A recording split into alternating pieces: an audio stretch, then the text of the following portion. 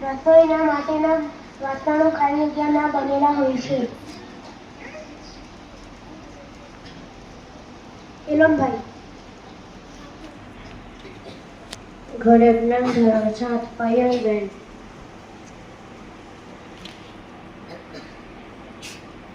ઘરે બોલાવી સોળે ઘરે બોલાવી સોળે કાસોડા સોળ દુ 32 સોળતાલી 48 સોળ ચોક 112 સોળ આઠા 128 સોળ નવા 144 સોળ દા 160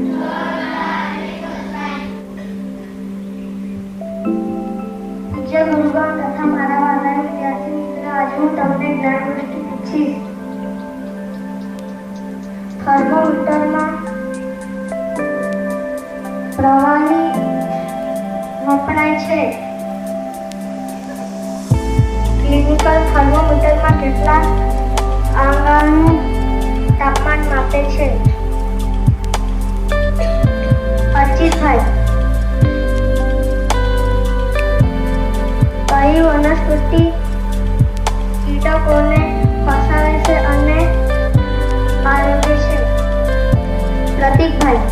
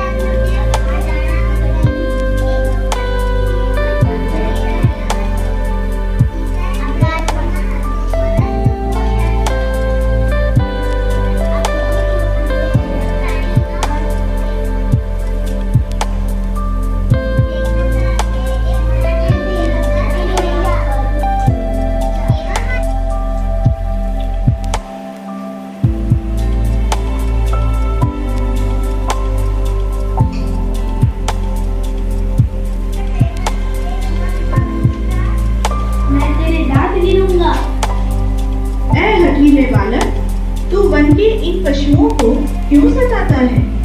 हम तो इन पशुओं को बाल बच्चों के समान तो ठीक है। इस बालक की ओर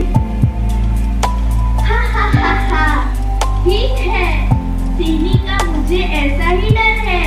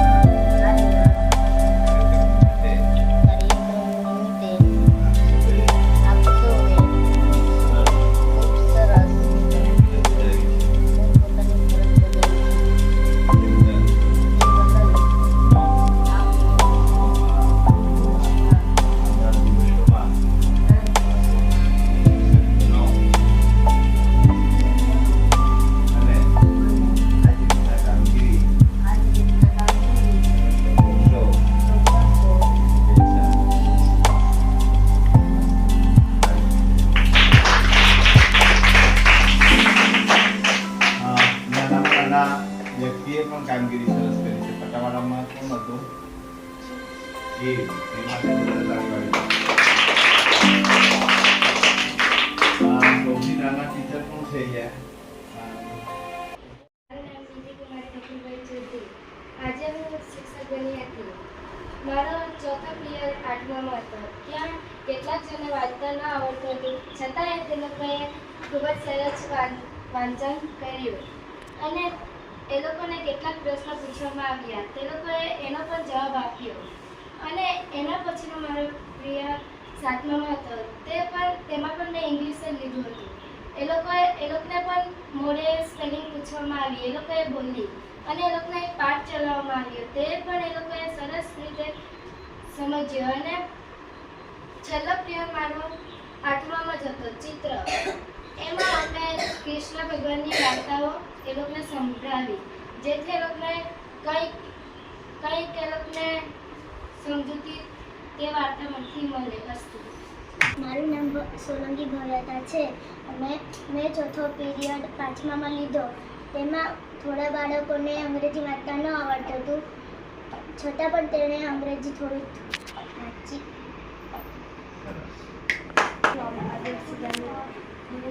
હું છેલ્લા પિરિયડમાં 7મામાં ગયો હતો. ત્યારે 7મા અને કંઈક અનુભવ થાય એવું મને કૃષ્ણ ભગવાનની વાર્તા નાની બતાવી. પછી થોડાક વિડીયો બતાવ્યા.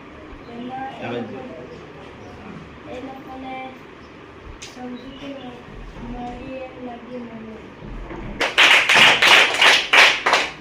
મારું નામ રામેશ શિવાજી છે. આજે હું ધોરણ 8માં છઠ્ઠો પિરિયડ કૃષ્ણ ભગવાનની વાર્તા બતાવી. મારું નામ દેવેન્દ્ર જયંતભાઈ ગમે. મેં પહેલો પિરિયડ 8મામાં લીધો, હિન્દી. તેમાં મેં એક ફકરો લખ્યો અને ફકરા પરથી તેઓને પ્રશ્ન પૂછ્યા અને આજુબાજુના બાળકોએ પ્રશ્નના જવાબ આપ્યા.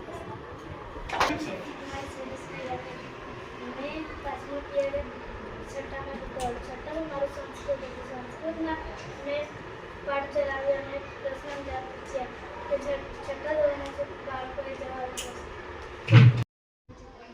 તમને સ્માર્ટ બોર્ડ વિશે કંઈક કહેવા માંગુ છું કે કેટલાક શિક્ષકો પહેલાં બોર્ડ પાસે ચોકથી લખતા હતા, જેથી તેમના હાથ દુખતા હતા. પરંતુ હવે સ્માર્ટ બોર્ડ આવી ગયો, જેથી તે લોકોને થોડીક LED સ્માર્ટ બોર્ડમાંથી બતાવીને એ લોકોને સહેલું પડે છે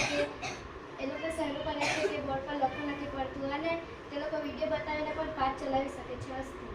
નિધિ કુમારી નકુલભાઈ ચૌધરી. આજે 5 સપ્ટેમ્બર 2025માં મને જે શિક્ષકના દિવસે સ્માર્ટ બોર્ડ ચલાવવાનો મોકો મળ્યો તેની વિશે મેં કંઈક કહેવા માગું છું કે સ્માર્ટ બોર્ડ ચલાવવાના પહેલાં મને આવડતું ન હતું, પરંતુ આજે મેં જે આગળ શિક્ષકો ચલાવતા હતા તેથી મેં આજે ચલાવ્યો, જેનો અનુભવ મને ખૂબ જ સરસ લાગ્યો કે બોર્ડ પર લખવા કરતાં સ્માર્ટ બોર્ડ પર સહેલું છે લખવાનું અને ત્યાંથી આપણે કંઈક બાળકોને સમજાવી પણ